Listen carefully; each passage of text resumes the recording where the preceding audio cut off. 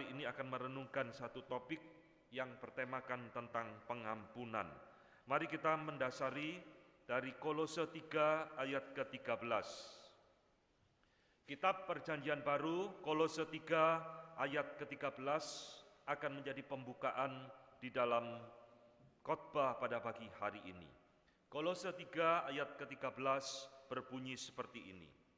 Sabarlah kamu seorang terhadap yang lain, dan ampunilah seorang akan yang lain apabila yang seorang menaruh dendam terhadap yang lain. Sama seperti Tuhan telah mengampuni kamu, kamu perbuatlah juga demikian. Saudara Paulus mengatakan, ampunilah seorang yang lain yang menaruh dendam terhadap seorang terhadap yang lain. Sama seperti Tuhan telah mengampuni kamu, perbuatlah juga demikian. Saudara yang dikasihi Tuhan, dari semua perintah-perintah yang Tuhan Yesus berikan, atau yang perintah-perintah yang Allah berikan di dalam sepanjang Alkitab kita, perintah manakah yang paling sulit kita lakukan di dalam hidup ini? Saudara-saudara, kalau saya mengatakan perintah yang Tuhan berikan paling sulit kita lakukan adalah tentang mengampuni, saudara setuju atau tidak? Saudara-saudara, di dalam perenungan saya, bukan hanya ketika saya mempersiapkan khotbah ini, bahwa saya merenungkan dari semua perintah yang pernah muncul di dalam Alkitab, mengampuni adalah perintah yang paling sulit kita lakukan dan paling sering kita langgar. Kita bisa taat melayani Tuhan, kita bisa melakukan banyak pekerjaan untuk Tuhan, tetapi di dalam poin ini, saudara, kita seringkali gagal dan tidak taat kepada Tuhan. Saudara-saudara, ribuan buku telah ditulis tentang pengampunan. Kalau saudara search di internet, ketikan pengampunan, itu banyak buku-buku ditulis oleh teolog-teolog dari zaman dulu hingga zaman sekarang yang bertemakan tentang pengampunan. Tetapi kenapa saudara pengampunan tetap harus menjadi tema di dalam gereja yang harus dikhotbahkan? Ini semua karena sekali lagi kita masih perlu belajar, kita perlu terus diingatkan, kita perlu ditegur oleh Tuhan, supaya kita terus belajar di dalam hidup ini untuk belajar terus mengampuni. Di dalam hidup saudara, ada dua hal yang tidak bisa kita hindarkan dari sekian banyak hal yang memang tidak bisa dihindarkan selain kematian. Saudara, yang tidak bisa kita hindarkan adalah selama kita hidup di dalam dunia, kita pasti akan disakiti oleh orang lain. Ini kepastian, saudara. Tidak ada orang hidup berpuluh-puluh tahun di dalam dunia tidak pernah disakiti oleh orang lain, tidak pernah dilukai oleh orang lain, tidak pernah dirugikan oleh orang. Tidak ada, saudara. Ini adalah satu keniscayaan. Yang kedua yang tidak mungkin bisa kita hindari, kita juga pasti menyakiti, melukai, dan merugikan orang lain. Ini pasti. Di dalam dunia yang sudah berdosa ini, dua hal ini tidak mungkin akan bisa kita hindarkan. Nah, saudara, itulah sebabnya hari ini kita akan kembali merenungkan tentang tema pengampunan ini di dalam konteks mempersiapkan kita masuk di dalam momen Jumat Agung. Alkitab adalah buku tentang pengampunan. Alkitab adalah buku tentang kasih Allah. Itulah sebabnya saudara, tema ini tetap relevan bagi kita, meskipun sudah sering kita dengar, sudah sering kita baca di dalam buku. Saudara-saudara, hari ini saya akan membuka tema khotbah ini dengan sebuah cerita. Saya biasa berkhotbah paling jarang sekali memberikan ilustrasi, tetapi hari ini saya harus memberikan ilustrasi dari seorang Yahudi yang bernama Simon Wiesenthal. Saudara, Simon Wiesenthal adalah seorang survivor daripada Holocaust Nazi Jerman. Di dalam masa-masa perang itu, saudara, dia pernah berhadapan ketika menjadi tawanan. Dia dibawa oleh seorang suster untuk dipertemukan dengan seorang tentara Nazi Jerman yang terbaring lemah menjemput ajalnya. Kamu orang Yahudi ya? Iya, mari ikut saya. Lalu dia tarik, diperhadapkan kepada orang Jerman. Nih, orang Jerman ini mau ngomong sama kamu. Saudara-saudara, orang Jerman itu bernama Karl. Dan dia di dalam keadaan yang sudah mau mati, rupanya hatinya dipenuhi dengan suatu perasaan bersalah membunuh banyak orang Yahudi. Maka dia ingin sebelum mati meminta maaf, minimal kepada satu orang Yahudi. Dan kebetulan yang dipilih oleh suster itu adalah Simon Wiesenthal ini. Saudara, orang Jerman itu cerita, saya mengaku dosa, saya membunuh banyak bangsamu, saya bunuh kira-kira 300 orang, baik di kamar gas maupun tembak kepalanya sampai mati. Saudara bayangkan, Simon Wiesenthal hari itu mendengar cerita yang sangat membuat dia marah, meluap-luap. Dia mau pergi, saudara, tangannya dipegang, ditarik sampai 3 kali. Tidak boleh pergi, dengarkan cerita saya. Lalu setelah cerita, sekarang saya meminta, maukah engkau mengampuni saya? Bayangkan, saudara, papanya mati dibunuh Nazi, keluarganya dihabisi Nazi. Sekarang dia dengar cerita seperti itu dari mulut pasukan Nazi dan meminta pengampunan. Saudara-saudara yang dikasihi Tuhan, kalau kita jadi Simon Wiesenthal, kira-kira kita mau ngampuni tidak, saudara? Saya yakin di dalam hati kita, ya ngampuni Pak, nanti kalau tidak ngampuni, tidak rohani. Kita harus belajar mengampuni. Sesimpel itukah, saudara? Hari itu Simon Wiesenthal tidak menjawab. Lalu dia pergi tinggalkan tentara Nazi. Dan esok hari dia diberitahu oleh susternya, tentara itu sudah mati. Saudara, dia masih penasaran. Setelah perang dunia selesai, dia datang ke rumah daripada tentara Jerman ini, saudara. Nemui ibunya. Dia ingin dengar cerita dari ibunya. Dan ibunya cerita dengan bangga anaknya terlibat kepada Nazi. Bayangkan, saudara. Lalu ibunya tanya lagi, kamu kok kenal anak saya? Dia tidak mau jawab, dia akhirnya pergi meninggalkan rumah itu. Nah, saudara, cerita daripada pengalaman Simon Wiesenthal ini, dia tuliskan di dalam sebuah biografi yang judulnya Sunflower. Apa itu? Bunga matahari. Nanti saudara cari di Google. Buku ini ditulis tahun 69, dan di dalam buku itu dia ceritakan pengalamannya, dan diakhiri dengan sebuah pertanyaan. Kalau engkau jadi saya, apakah engkau akan mengampuni? Ini pertanyaan penutup dari buku Sunflower. Saudara-saudara, pertanyaan yang dilontarkan oleh Simon Wiesenthal itu akhirnya menimbulkan respon secara masif di dalam dunia pada masa itu. 53 responden, dan yang menulis ini bukan main-main, saudara. Semua ada pemuka-pemuka agama, teolog-teolog besar, baik dari Kristen, Katolik, Yahudi, dan profesor-profesor etika di seluruh daratan Eropa dan Amerika. Semua memberikan respon. Nanti saudara bisa baca sendiri. Tetapi dari 53 respon itu, kita tidak perlu terkejut. Mayoritas menjawab, do not forgive. Jangan ampuni. Ada saudara yang memberikan forgive, ada yang memberikan jawab tidak tentu, uncertain. Tapi mayoritas saya lihat memberikan jawaban, do not forgive. Saudara, cerita ini mengingatkan kepada kita, mengampuni bukan hal yang gampang dilakukan. Mengampuni adalah perintah yang paling sulit dari semua perintah yang Tuhan Yesus berikan kepada kita untuk kita lakukan. Maka hari ini saudara, kita akan kembali merenungkan tentang tema pengampunan ini. Saudara-saudara yang dikasihi Tuhan, untuk apa sih kita mengampuni? Mengapa kita harus mengampuni? Dan bagaimana kita harus mengampuni? Ini semua pertanyaan-pertanyaan penting yang harus kita ketahui jawabannya.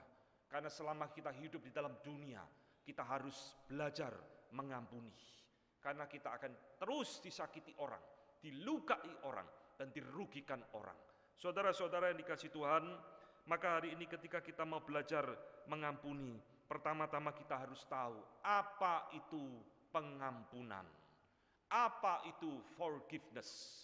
Saudara, dari sudut pandang psikologi, salah satu definisi yang diberikan di dalam ilmu psikologi adalah mendefinisikan pengampunan sebagai keputusan yang sadar, keputusan yang conscious, keputusan yang disengaja, deliberate, untuk merilis feeling, melepaskan feeling kemarahan dan pembalasan kepada seseorang atau kepada satu kelompok massa, satu grup yang telah merugikan engkau.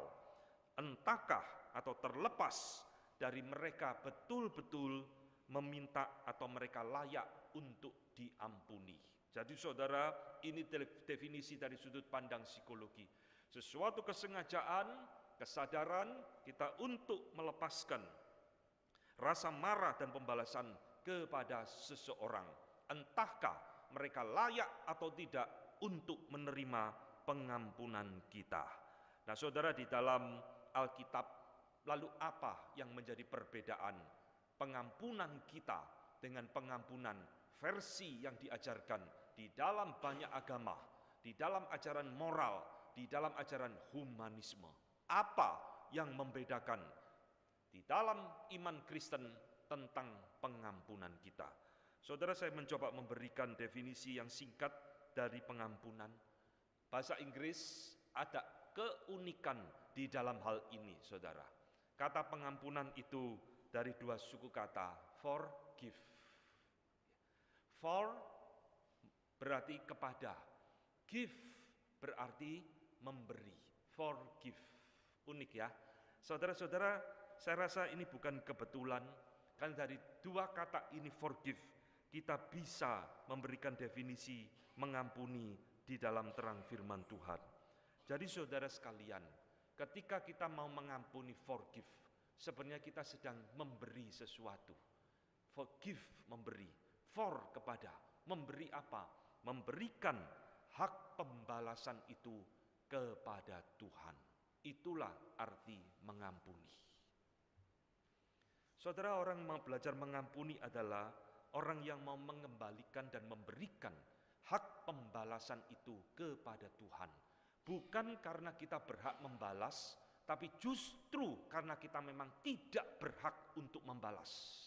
Maka aku berikan kepada engkau Tuhan, hak untuk membalas itu kepada engkau. Saudara, inilah yang memang Tuhan inginkan, saudara.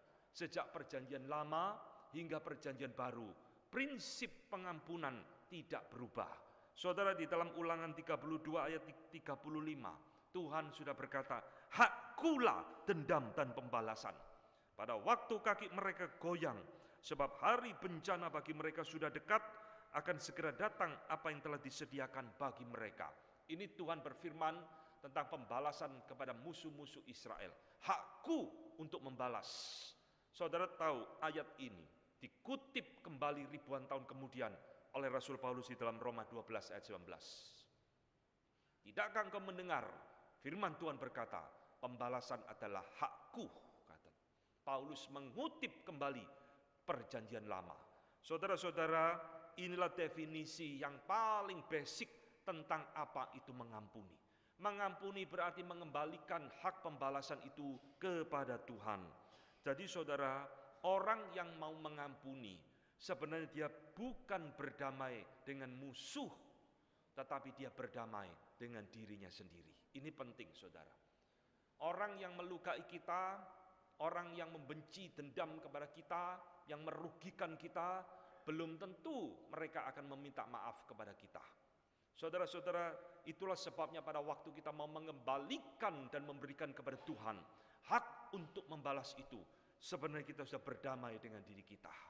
Tuhan, saya berdamai dengan diriku, saya kembalikan hak pembalasan, hak keadilan kepada engkau.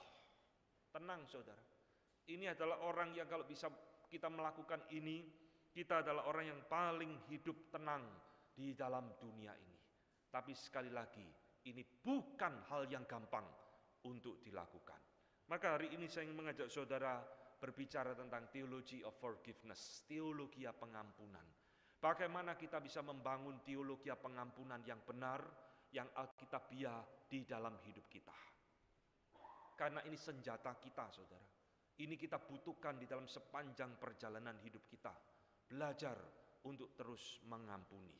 Saudara-saudara, kalau kita mau membangun sebuah teologi yang benar, apapun itu, kita harus kembali kepada firman, saudara. Bukan kepada teori moral, bukan kepada ajaran humanisme, bukan kepada ajaran psikologi semata, tapi harus kembali kepada firman. Apapun itu. Saudara mau membangun teologi worship yang benar, harus kembali ke firman. Saudara mau membangun teologi of salvation, keselamatan, harus kembali ke firman. Saudara mau mengenal Kristus yang benar, harus kembali ke firman. Saudara membangun teologi of forgiveness, harus kembali juga kepada firman. Saudara-saudara, apa yang firman Tuhan katakan tentang pengampunan, harus kita mulai dari titik berangkat yang tepat, yaitu diri Allah sendiri. Saudara yang dikasihi Tuhan, Alkitab mengatakan kepada kita, Allah kita adalah Allah yang penuh dengan pengampunan. Meskipun di sisi lain, Dia jangan dipermainkan pengampunannya. Dia bisa marah, Dia bisa murka kepada orang yang tidak bertobat dan hidup di dalam dosa. Dan ketika Dia marah, kemarahannya sangat mengerikan sekali. Saudara-saudara, di dalam Mazmur 86 ayat ke-5, di situ pemazmur memberikan kepada kita satu pengenalan akan Allah. Sebab Engkau ya Tuhan baik dan suka mengampuni dan berlimpah kasih setia bagi semua orang yang berseru kepadamu. Saudara, ayat ini menjadi titik berangkat kita, menjadi presuposisi kita di dalam kita membangun theology of forgiveness. Tuhan kita dikatakan Tuhan yang baik, suka mengampuni. He is willing to forgive. Luar biasa ya. Saudara-saudara yang dikasihi Tuhan, pengampunan di dalam Alkitab selalu muncul di dalam relasi Allah yang kudus dan kita manusia yang berdosa. Ini yang muncul dalam Alkitab, saudara. Kalau hari itu Adam tidak jatuh di dalam dosa, saudara dan saya juga tidak jatuh di dalam dosa. Dan kalau kita tidak ada hidup di dalam dosa, maka tidak perlu ada yang namanya pengampunan dari Allah. Pengampunan dari Tuhan itu terjadi karena kita telah melanggar Dia, karena kita telah berdosa kepada Dia. Itulah sebabnya pengampunan itu selalu muncul di dalam konteks Allah yang kudus dan manusia yang berdosa. Maka saudara-saudara, kalau kita bisa mengerti ini sesuatu yang penting dan baik bagi kita untuk meletakkan fondasi teologi pengampunan kita, saudara. Orang yang mengerti pengampunan adalah orang yang sudah menerima pengampunan dari Allah. Orang yang bisa mengerti pengampunan adalah orang yang sudah menikmati pengampunan dari Allah. Saudara, ini penting sekali. Kalau kita hari ini hidup tidak merasakan pengampunan dari Tuhan, hari ini kita menjalani hidup kita tidak pernah menikmati pengampunan dari Tuhan, bagaimana mungkin kita bisa belajar untuk mengampuni orang lain? Di starting point kita di dalam kita belajar untuk mengampuni adalah kembali kepada diri Allah, apa yang Allah sudah kerjakan di dalam hidup kita sebagai orang percaya. Saudara-saudara, bagaimana Allah mengampuni kita? Allah dikatakan oleh Daud Mazmur 86, Dia suka mengampuni. Maka pertanyaannya, bagaimana si Allah mengampuni engkau dan saya? Saudara-saudara yang dikasihi Tuhan, ketika kita berbicara tentang forgiveness of God, pengampunan dari Allah kepada kita, sebenarnya kita ini layak diampuni apa enggak sih? Saudara dan saya ini sebenarnya layak enggak diampuni? Pantas enggak diampuni oleh Tuhan? Ada yang berani ngomong, oh saya layak Tuhan diampuni. Saya orang baik Tuhan, saya orang saleh, saya rajin melayani, saya beribadah juga rajin. Ada yang berani? Tidak ada kan? Karena memang realitanya saudara, tak ada satu orang pun yang layak, yang pantas untuk diampuni oleh Tuhan. Jadi pengampunan yang Tuhan berikan, itulah yang disebut dengan grace, anugerah yang Tuhan berikan kepada kita. Apa itu anugerah? Anugerah adalah sesuatu yang tidak layak kita terima, tidak pantas kita dapatkan, tapi Tuhan sudah berikan bagi kita, orang-orang yang dikasihinya. Nah, saudara, di dalam poin inilah saudara, Paulus kembali mengingatkan kepada kita, tetapi hendaklah kamu ramah terhadap seorang yang akan yang lain, penuh kasih mesra dan saling mengampuni, sebagaimana Allah di dalam Kristus telah mengampuni kamu. Sebagaimana Allah di dalam Kristus telah mengampuni kamu. Saudara perhatikan kalimat di dalam Kristus, bahasa teologinya en Christos. Ini kosakata yang unik di dalam teologi Paulus. Paulus seringkali saudara memakai kata di dalam Dia, di dalam Kristus berulang kali. Sebab di dalam Dia Allah telah memilih kita. Di dalam Kristus Allah memilih kita. Di dalam Kristus Allah mengampuni kita. Saudara, kalimat-kalimat ini muncul berulang kali di dalam surat-surat Rasul Paulus. Apa yang bisa kita pelajari di dalam poin ini, saudara? Allah mengampuni kita melalui dan di dalam Yesus Kristus. Ini poin yang harus kita tekankan baik-baik. Saudara, Allah Maha Pengampun. Allah suka mengampuni, kata pemazmur. Bagaimana Allah yang suka mengampuni kita, sekarang Dia mau mengampuni kita, tidak dengan cara yang lain, hanya dengan satu cara yang Dia sudah berikan kepada kita, yaitu kata Paulus, di dalam Kristus. Kristus adalah jalan pengampunan Allah kepada kita, orang yang berdosa. Maka saudara, ini adalah yang disebut dengan Christocentric forgiveness. Pengampunan yang bersifat berpusatkan kepada Kristus.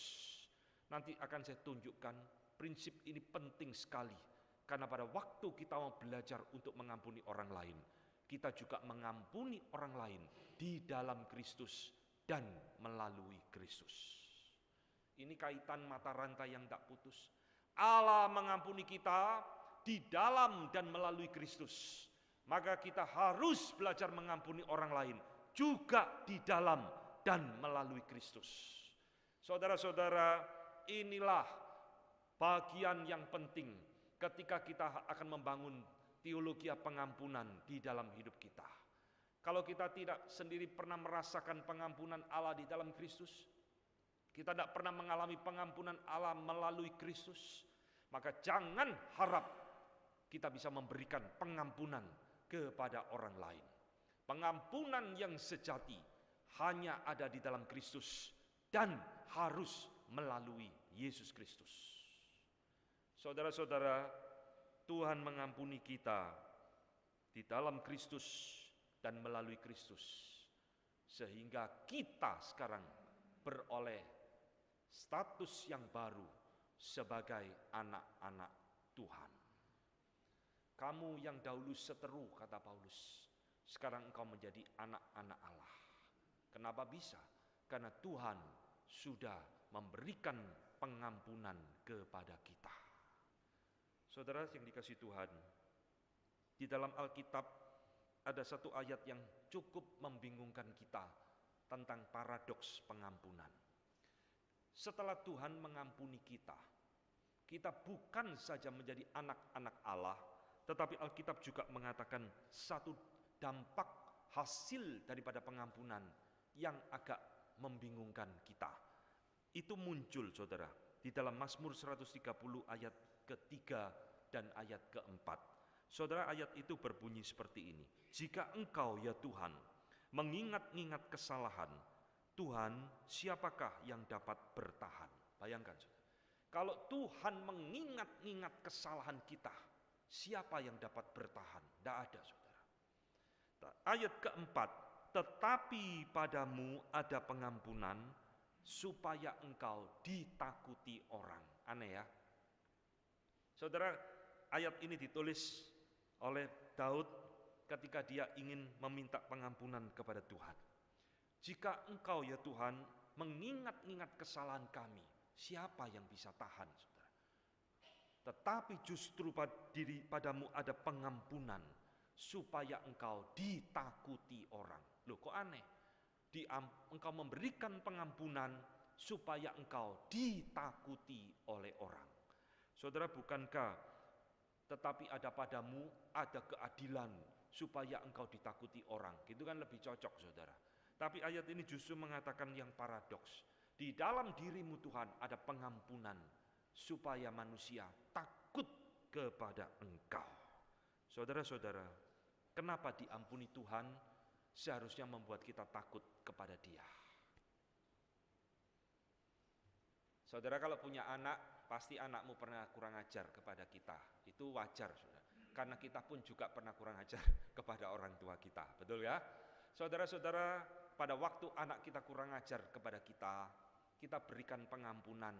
Dia kira-kira hasilnya ada dua kemungkinan.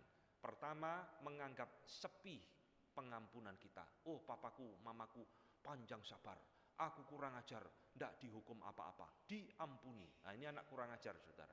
Ya, natur keberdosaannya begitu kuat di dalam dirinya. Tapi ada anak-anak yang mendapat anugerah dari Tuhan, sekurang ajar mecahkan atau merusak barang kita, papa ampuni ya, papa tidak hukum kamu, jangan ulangi lagi. Saudara, cukup dengan perkataan itu, anak kita bisa menjadi takut kepada kita. Saudara, ini yang Mazmur katakan di dalam poin ini. Tetapi di dalam Engkau Tuhan ada pengampunan supaya Engkau ditakuti oleh manusia.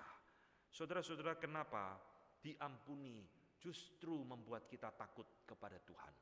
Takut di sini bukan berarti takut secara negatif, tetapi takut di dalam arti yang positif. Orang yang mengerti, saudara, pengampunan dari Tuhan adalah sesuatu yang tidak layak kita terima, tidak pantas kita terima, akan menjadikan orang seperti ini memiliki suatu perasaan takut kepada Tuhan. Saudara, di balik kalimat ini, di balik kata pengampunan dari Tuhan ini, di situ ada murka Allah yang menyala-nyala. Jangan lupa ini, saudara. Di balik pengampunan Tuhan selalu ada murka Allah yang menyala-nyala. Maka orang yang mengerti prinsip pengampunan dari Tuhan yang benar, saudara, akan menjadikan dia takut kepada Tuhan. Takut melukai hati Tuhan, takut membuat Tuhan marah lagi kepada dia, takut hidupnya menjadi tidak berkenan kepada Tuhan. Saudara-saudara, ini yang pemazmur maksudkan di dalam hal ini. Pengampunan menjadi fondasi di dalam hidup orang percaya untuk memiliki hati dan perasaan yang takut kepada Tuhan. Dengan kata lain, saudara, takut akan Allah adalah buah dari sebuah pengampunan ini. Kalau kita betul-betul mengerti apa sih artinya diampuni oleh Tuhan, Tuhan yang sebenarnya layak marah, membuang dan membinasakan kita, tapi dia justru mengampuni kita. Itu membuat kita, orang pilihan Tuhan, memiliki suatu perasaan takut kepada Dia. Saudara-saudara, takut ini adalah takut holy fear of God, takut yang kudus kepada Tuhan, bukan takut secara negatif, tetapi takut secara positif. Maka saudara dikasih Tuhan, inilah yang menjadi fondasi kita di dalam kita mau belajar mengerti apa itu mengampuni. Karena kita pertama-tama sudah mengalami pengampunan dari Tuhan. Saudara yang dikasih Tuhan, di dalam hal inilah pengampunan itu bukan hanya bersifat vertikal dari Allah kepada manusia. Dan di dalam Alkitab, Tuhan juga menginginkan pengampunan itu bersifat horizontal dari manusia kepada manusia. Di dalam hal inilah, saudara, hanya orang-orang yang sungguh-sungguh menikmati pengampunan dari Tuhan, orang yang sungguh-sungguh mengalami pengampunan dari Allah, dia yang bisa belajar di dalam hidupnya untuk mau memberikan pengampunan kepada orang lain. Di dalam masa Tuhan Yesus hidup, saudara, Matius 18, perumpamaan tentang pengampunan adalah perumpamaan yang terbaik yang bisa kita pelajari pada pagi hari ini. Di dalam cerita itu, Tuhan Yesus memberikan perumpamaan atas pertanyaan dari Petrus. Tuhan, berapa kali saya harus mengampuni? 7 kalikah? Tuhan Yesus jawab, tidak, 70 kali 7 kali. Tuhan Yesus bukan mengajar kita matematika, saudara, tapi Tuhan Yesus sedang mendidik Simon belajar untuk mengampuni tak terbatas. Lalu dia memberikan perumpamaan tentang orang yang berhutang 10.000 talenta dan orang yang hanya berutang 100 dinar. Saudara yang dikasih Tuhan, di dalam perumpamaan ini kita akan belajar dua alasan penting mengapa kita harus belajar untuk mengampuni. Sesulit apapun, sedalam apapun luka kita, kita harus belajar untuk mengampuni. Saudara, yang pertama, di dalam perumpamaan ini dengan jelas Tuhan Yesus mengajarkan kita harus belajar mengampuni karena kita pertama-tama sudah diampuni oleh Allah.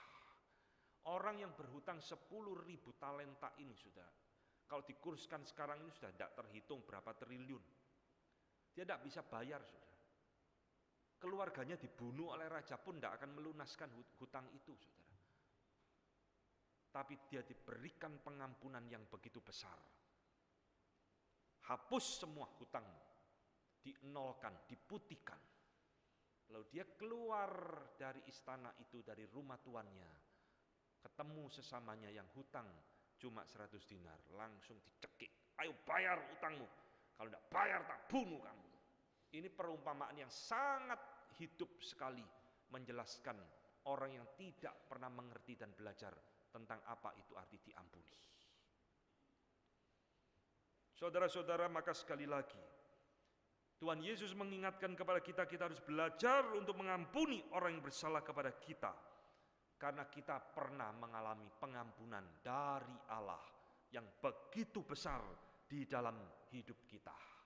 Jadi saudara-saudara, siapakah orang yang bisa mengampuni? Bukan orang yang baik saudara, bukan orang yang benar, bukan orang yang suci. Ini paradoks pengampunan di dalam iman Kristen. Orang yang bisa mengampuni justru adalah orang yang paling merasa dirinya berdosa. Ini paradoks. Kalau saudara kita merasa diri kita baik, kita merasa diri kita suci, kita merasa diri kita bukan orang berdosa di hadapan Tuhan, justru kata Alkitab, engkau tak mungkin akan bisa mengampuni.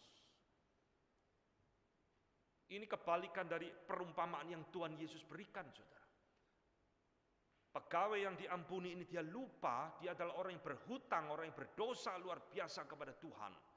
Dia merasa diri orang hebat, maka dia tidak bisa mengampuni sesama saudaranya.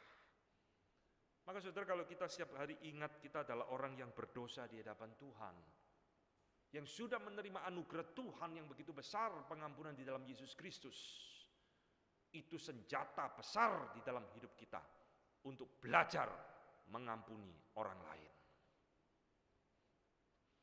Saudara-saudara, ada baiknya di dalam hidup kita ini kita mengingat-ingat terus, kita ini hanya seorang berdosa di hadapan Tuhan. Kita memang orang yang sudah tebus di dalam Kristus, tetapi kita jangan melupakan kita adalah orang yang berdosa. Saudara, Paulus itu ya di dalam suratnya saudara, kalau saudara membaca 1 Timotius 1 ayat ke-15, ini surat terakhir yang Paulus tulis, 1 Timotius, 2 Timotius sebelum dia mati, dia masih ingat loh dia orang berdosa saudara. Perkataan ini benar dan patut diterima sepenuhnya. Kristus Yesus datang ke dalam dunia untuk menyelamatkan orang berdosa. Dan di antara mereka semua yang berdosa, akulah yang paling berdosa. Paulus di dalam masa tuanya, dalam menjelang akhir hidupnya, dia tidak merasa diri, oh saya orang paling suci, saya paling rajin melayani Tuhan, saya orang paling kudus di hadapan Tuhan. Tidak, saudara. Dia masih ingat di antara semua manusia, akulah yang paling berdosa. Kenapa? Karena dia terus ingat dia penganiaya jemaat, dia pembunuh orang Kristen. Dan inilah yang membuat dia terus humble di hadapan Tuhan. Ini paradoks pengampunan, saudara. Kalau kita lupa kita juga orang berdosa yang pernah mengalami pengampunan dari Tuhan, jangan harap kita bisa mengampuni orang lain. Semua prinsip-prinsip pengampunan di dalam iman Kristen bertolak belakang dengan humanis, dengan ajaran moralis, dengan semua ajaran-ajaran di dalam dunia. Semakin kita sadar kita orang berdosa yang sebenarnya tidak layak diampuni, semakin besar kita akan dimampukan untuk mengampuni orang lain. Ini theology of forgiveness. Itulah sebabnya di dalam doa Bapa kami, saudara, Tuhan Yesus juga menyematkan ketika dia mengajar doa Bapa kami, satu kalimat apa? Ampunilah segala kesalahan kami atau dosa kami. Tuhan Yesus mengingatkan, kamu juga orang berdosa loh. Setiap hari kamu berbuat dosa. Ampunilah segala kesalahan kami. Yang setiap minggu nanti kita juga akan doakan, ampunilah kesalahan kami. Saudara-saudara, ini adalah hal pertama alasan mengapa kita harus belajar mengampuni orang yang bersalah kepada kita. Karena kita sendiri juga sudah menerima pengampunan dari Tuhan yang begitu besar. Yang kedua, saudara, dari perumpamaan ini Tuhan Yesus ingin mengajarkan. Kenapa kita harus mengampuni? Karena Tuhan ingin kita meneladani dirinya. Kenapa pegawai itu diampuni oleh raja? Supaya dia meneladani raja yang mengampuni dia. Tapi perumpamaan itu sayangnya pegawai ini gagal, saudara. Tuhan ingin kita meneladani dia. Kuduslah kamu, sebab aku Allahmu kudus. Kita ini ditebus, diselamatkan, dipisahkan dari dunia, dikhususkan oleh Tuhan. Salah satunya adalah supaya kita itu belajar untuk meneladani sifat Allah kita. Seorang penulis, saya lupa ya namanya, dia menuliskan satu kalimat menarik. Kalau engkau pergi ke satu tempat yang tidak engkau kenal, yang asing bagi engkau, dan engkau ingin tahu Allah yang mereka sembah seperti apa, lihatlah kebudayaan mereka. Engkau akan tahu model Allah yang mereka sembah. Ngerti saudara? Kenapa? Karena umat selalu meneladani Allah atau dewa mereka. Kalau dewanya suka perang, pasti umatnya suka perang. Kalau dewanya haus darah, pasti umatnya haus darah. Maka ini Tuhan juga berikan kepada kita. Tuhan menebus kita, menyelamatkan kita, supaya kita meneladani segala sifat yang ada di dalam dirinya, termasuk mengampuni orang yang bersalah kepada kita. Saudara yang dikasihi Tuhan, di dalam poin inilah Alkitab banyak memberikan contoh-contoh di dalam Alkitab tentang apa itu mengampuni. Paling tidak ada 3 contoh besar di dalam Alkitab yang melekat di dalam diri kita sejak sekolah minggu, cerita tentang pengampunan. Pertama, cerita tentang Daud dan Saul. Betul kan? Bagaimana Daud mengampuni Saul, tidak membunuh Saul. Kedua adalah contoh Yusuf dan saudara-saudaranya, di mana Yusuf tidak membalas dan mengampuni saudara-saudaranya yang pernah menjual dan membuat hidupnya susah menderita luar biasa. Dan ketiga adalah contoh pengampunan Tuhan Yesus dari atas kayu salib. Ya Bapa, ampunilah mereka. Saudara-saudara, 3 contoh klasik di dalam Alkitab memberikan kepada kita teladan tentang kita meneladani Allah yang harus kita tiru untuk mengampuni orang lain. Sekarang saya akan berbicara sedikit dari 3 contoh ini di dalam keteladanan. Ada yang disebut dengan degree of forgiveness, tingkatan pengampunan. Saudara-saudara, Daud mengampuni, Yusuf mengampuni, Tuhan Yesus juga mengampuni. Lalu apa yang beda dari 3 pengampunan orang ini, saudara? Ini yang kita sebut dengan degree of forgiveness, tingkatan sebuah pengampunan. Maka saudara, apa yang menjadi kriteria kita di dalam kita menilai pengampunan yang diberikan di dalam 3 orang ini? Saudara-saudara, paling tidak ya, ada 4 atau beberapa hal yang menjadi kriteria bagi kita. Yang pertama adalah hak untuk mengampuni. Kedua adalah kuasa untuk mengampuni. Ketiga adalah kesempatan untuk membalas. Dan keempat adalah seberapa dalam luka atau kerugian yang kita derita. Saudara, 4 unsur ini akan mempengaruhi degree tingkatan pengampunan kita. Adakah kita memiliki hak untuk membalas orang itu? Adakah kita memiliki kuasa untuk membalas orang itu? Adakah kita kesempatan untuk membalas orang itu? Dan keempat, seberapa dalam luka yang dihasilkan di dalam hidup saya? Semakin saudara memiliki keempat unsur ini, maka menurut saya pengampunan yang kita berikan semakin besar. Sekarang kita lihat di dalam contoh Daud dan Saul. Saudara, Saul mengejar-ngejar Daud, tidak berhasil terus mau bunuh. Justru Tuhan berikan kesempatan sekali, Daud bisa bunuh Saul dengan gampang, saudara. Daud ada kesempatan. Dia punya hak tidak membunuh Saul? Tidak ada ya. Dia punya kuasa tidak membunuh Saul? Juga tidak punya kuasa, karena Daud adalah bawahan Saul. Dia tidak punya hak, dia tidak punya kuasa. Dia hanya punya kesempatan, dan luka yang diberikan oleh Saul kepada Daud kita anggap cukup dalam. Sekarang saudara lihat kasus daripada Yusuf, bagaimana dia mengampuni saudara-saudaranya. Yusuf punya kesempatan tidak membalas saudara-saudaranya? Ada. Karena saudara-saudaranya tidak kenal dia kok. Dia mau bunuh semua, tidak kenal yang membunuh itu adiknya. Dia punya kesempatan luar biasa. Dia punya kuasa tidak untuk membunuh saudara-saudaranya? Punya. Nah, inilah yang membedakan Daud dengan Yusuf. Daud tidak punya kuasa bunuh Saul. Yusuf punya kuasa untuk membunuh, karena dia sudah jadi orang kedua di Mesir. Dia punya kuasa untuk membunuh, karena memang orang-orang ini pernah membuat dia menderita.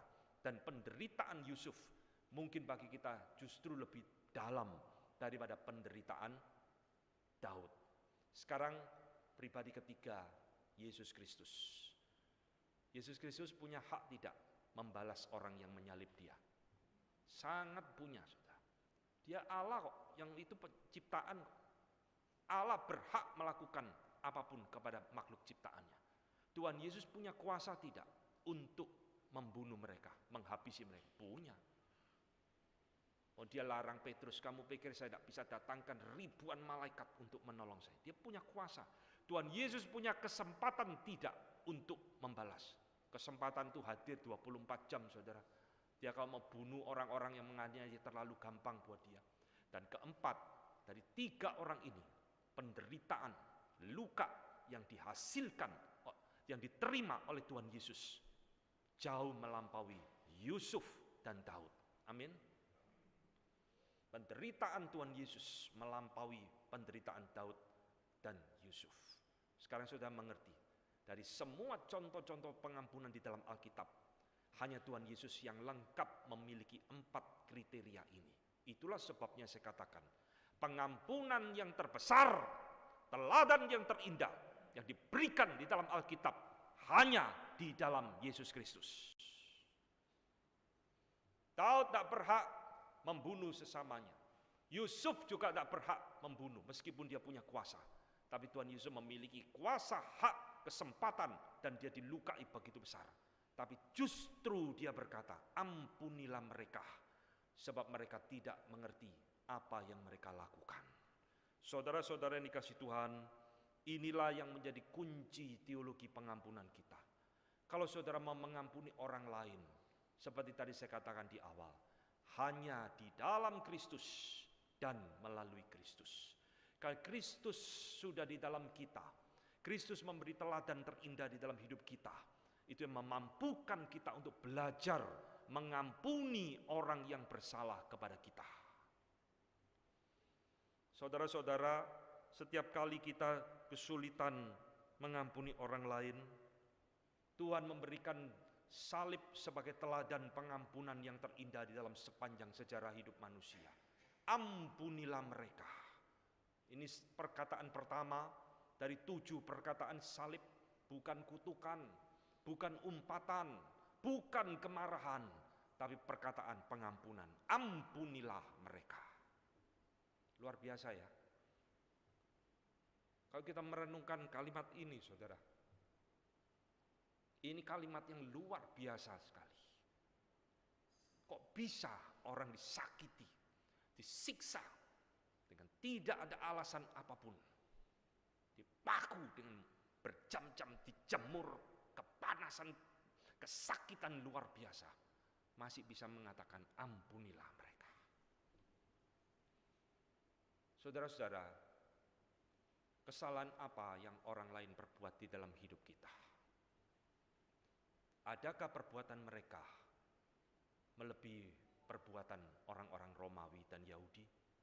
Adakah penderitaan, kerugian, sakit hati yang kita terima melebihi penderitaan Yesus Kristus? Inilah sebabnya saudara, ketika kita mau belajar mengampuni, ketika kita sulit mengampuni, just remember His cross at Golgotha. Ingat salib itu, kita akan lebih mudah untuk mengampuni orang lain. Karena Kristus sudah menjadi teladan bagi kita. Allah menimpakan murkanya yang besar, yang seharusnya kita tanggung, sekarang ditimpakan kepada anaknya, supaya kita memperoleh pengampunan. Itulah anugerah terbesar di dalam hidup kita. Dan Tuhan sekarang menuntut kita untuk belajar mengampuni orang lain.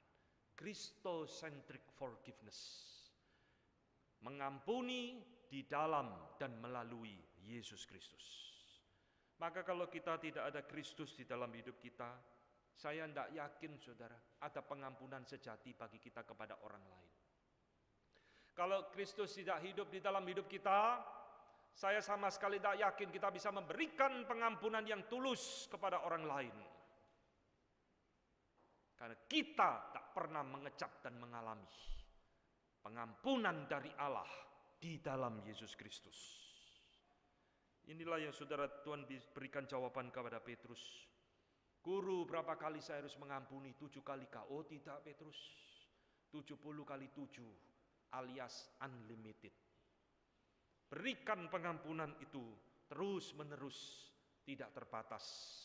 Sebagaimana kita pun sering melanggar dan melukai hati Tuhan. Dan Tuhan terus memberikan pengampunan kepada kita. Saudara-saudara, hal lain yang ketika kita baca di dalam Alkitab, ketika kita menemukan sesuatu paradoks yang lain, itu muncul di dalam doa Bapa kami yang harus kita jelaskan pada pagi hari ini. Saudara, di dalam doa Bapa kami Matius 6 ayat ke-12, Tuhan Yesus mengajarkan konsep pengampunan. Ampunilah kami akan kesalahan kami, seperti kami juga mengampuni orang yang bersalah kepada kami. Dan kemudian di dalam penjelasannya ayat ke-14 Matius 6, karena jikalau kamu mengampuni kesalahan orang, Bapakmu yang di sorga akan mengampuni kamu juga. Saudara, kalimat ini membingungkan banyak jemaat Tuhan. Apakah pengampunan yang Tuhan berikan kepada kita adalah pengampunan yang bersyarat atau tidak? Saudara, kalau kita membaca di dalam 2 ayat ini seolah-olah mengajarkan kepada kita pengampunan Tuhan itu bersyarat. Ampunilah kesalahan kami seperti kami juga mengampuni orang yang salah kepada kami. Karena jikalau kamu tidak mengampuni kesalahan orang lain, Bapakmu juga tidak mengampuni kesalahan kamu. Loh, berarti saya harus mengampuni dulu orang lain, barulah saya mendapatkan pengampunan dari Tuhan. Saudara-saudara, ayat ini harus kita jelaskan di dalam terang keutuhan firman Tuhan. Alkitab tidak pernah berkontradiksi dengan dirinya sendiri. Ini prinsip pentafsiran yang penting. Alkitab tidak pernah bertentangan dengan dirinya sendiri. Saudara-saudara, Paulus mengajarkan kita dibenarkan karena iman. Yakobus nulis, kamu dibenarkan bukan karena iman saja, tapi juga karena perbuatan. Loh, ini kan bertentangan Pak? Tidak. Saudara, ini bisa dijelaskan bahwa Paulus dan Yakobus berbicara konsep tentang perbuatan di dalam arti yang berbeda. Ingat prinsip ini saudara, Alkitab tidak pernah bertentangan dengan dirinya sendiri. Lalu bagaimana kita menjelaskan konsep pengampunan yang Tuhan Yesus ajarkan di dalam doa Bapa kami ini? Saudara kasih Tuhan, pengampunan yang Allah berikan di dalam hidup kita melalui dan di dalam Yesus Kristus itu adalah pengampunan tanpa syarat. Bukan karena saya baik saya diampuni Tuhan, bukan karena suci kudus saya diampuni Tuhan, tidak. Paulus di dalam Roma mengatakan, kita diperdamaikan ketika kita masih menjadi seteru Allah. Engkau dan saya diampuni bukan karena kita sudah baik, tapi ketika kita masih menjadi musuh Allah, Tuhan memberikan pengampunan kepada kita.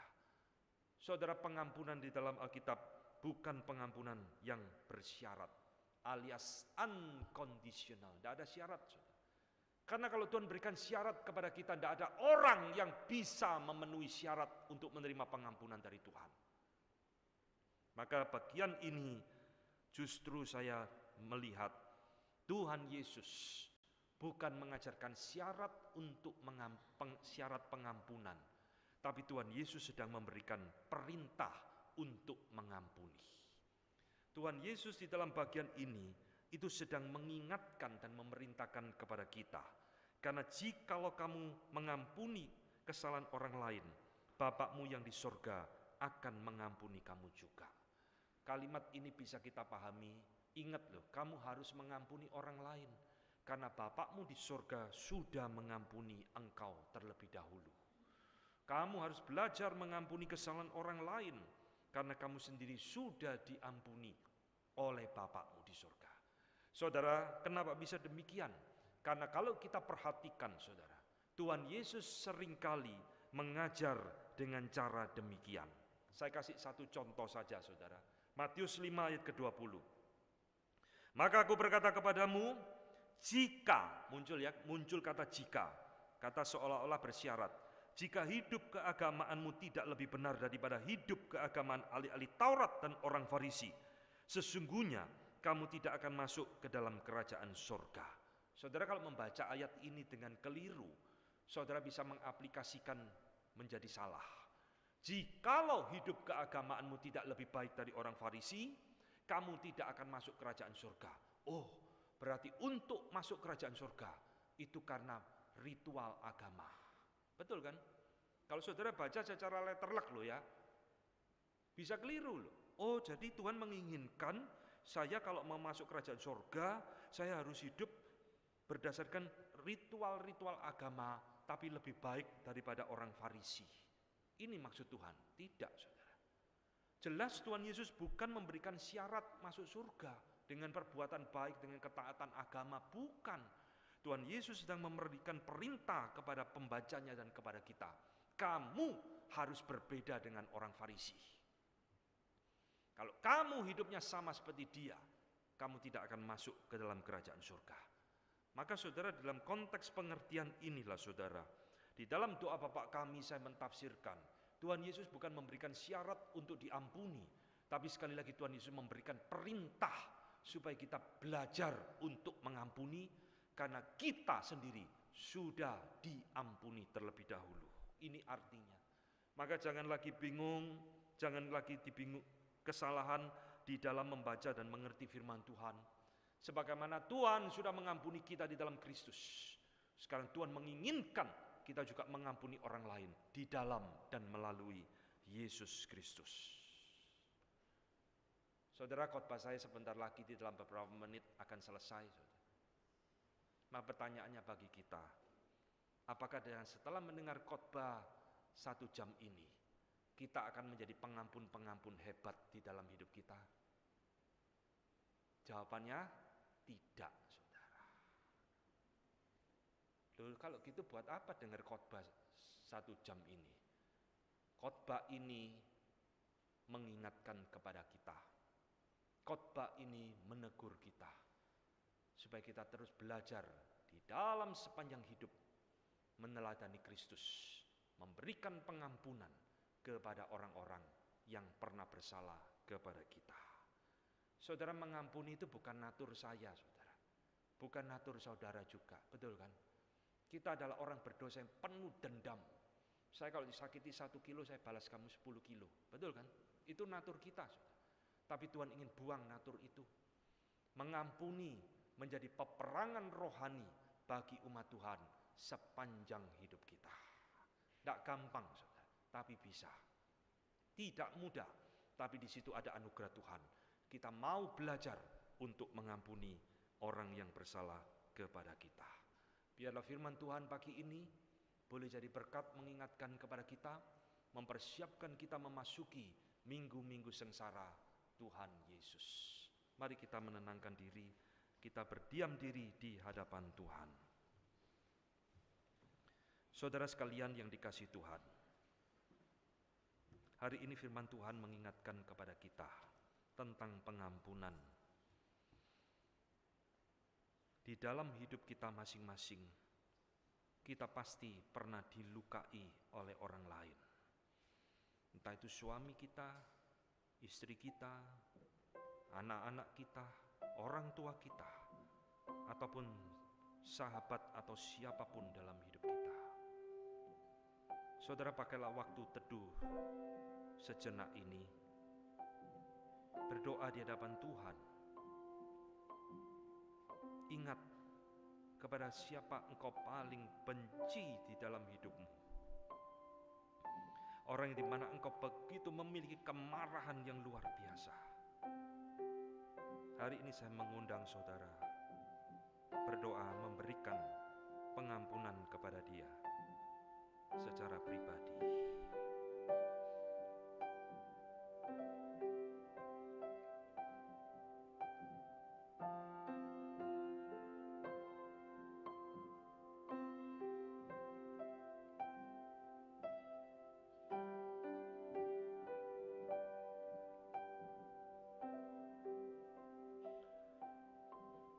Bapa di dalam surga, kami bukanlah pengampun-pengampun yang baik di mata Tuhan. Kami adalah orang yang masih di dalam proses perjalanan hidup, yang jatuh bangun di dalam kami belajar untuk mengampuni orang lain. Kami berdoa biarlah firman Tuhan pagi ini yang kami dengar boleh menjadi satu teguran dan peringatan, juga menjadi sesuatu yang memberikan kepada kami semangat yang baru untuk kami belajar mengampuni orang-orang yang pernah melukai hati kami, menyakiti, merugikan, dan membuat kami hidup mungkin menderita. Karena kami sendiri sudah pernah mengalami pengampunan dari Tuhan di dalam hidup kami.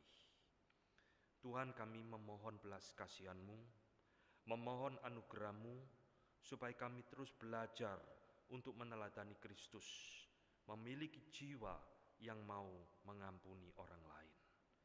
Memasuki minggu-minggu sengsara Kristus, biarlah salib Kristus itu terus muncul di dalam ingatan kami, menjadi kekuatan, menjadi senjata di dalam hidup kami untuk belajar mengampuni.